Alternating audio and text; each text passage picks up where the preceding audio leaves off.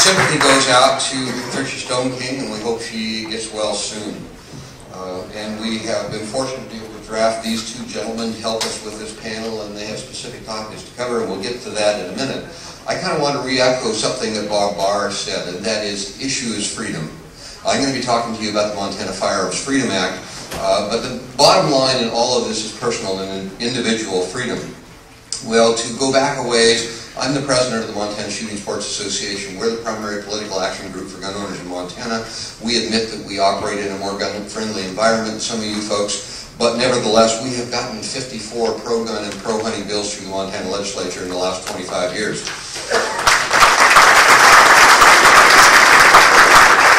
So we're on the march, and we're making significant gains in Montana, and we do some trail-breaking stuff. We had the nation's first Shooting Range Protection Act, and other things that are new and novel, and frankly it makes some people in the national scene a little suspicious when we're outside the edge of the envelope sometimes, and there is some of that concern about the Montana Firearms Freedom Act.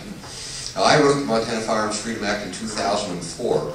We had it before the Montana legislature in 2005 and 2007. Both times it was defeated on a party line vote by Democrats in the Montana Senate. So in 2008 we set about to be active and sufficiently active in the elections that we could change the makeup of the Montana legislature to allow us to get this bill through in 2009, which we did, and we did. So we changed the majority in the Montana Senate. Well, the Montana Firearms Freedom Act declares that any firearms made and retained in Montana are simply not subject to any federal jurisdiction whatsoever under the power of Congress to regulate commerce among the states. Well, duh, that makes a lot of sense to me. To kind of flash back to colonial times, there was a problem with one colony might be transporting goods to another colony, and it'd go through an intervening colony and they'd slap a big heavy tax on it to the point where it'd make it unmarketable when it got to its destination. So the founders figured we better have some authority to deal with this. That's why they put the provision in Article 1, Section 8, saying that Congress had the authority to regulate commerce among the states. That's come a long ways. It's come a long ways to the point where now a great deal of what the federal government does in terms of regulatory authority, the laws Congress passed, is all presumed to be based on Commerce Clause authority, that somehow, whatever it is, the air that we're breathing here blew in from Kansas, and so it's subject to regulation by the federal government because there's some interstate kind of activity involved. Well, we wanted to challenge that, and so the Montana Firearms Freedom Act is really about states' rights. It's about the 10th Amendment, and it's about the Commerce Clause. Firearms are the object of the exercise. The subject of the exercise is freedom, and it's states' rights.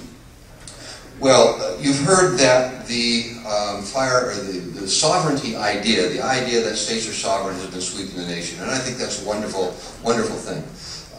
For a while I thought Montana had a serious beef with the federal government, but the more I thought about it, the more I thought, well, now maybe Montana has a beef with the other states, that it is the states that engendered, that created the federal government. So our message to the states is, get your creature on a leash.